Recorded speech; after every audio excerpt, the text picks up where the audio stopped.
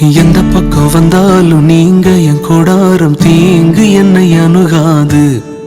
துர்ச்சன பிரவாகம் சூழ்ந்திட வந்தாலும் துளியும் என்னை நெருங்காது.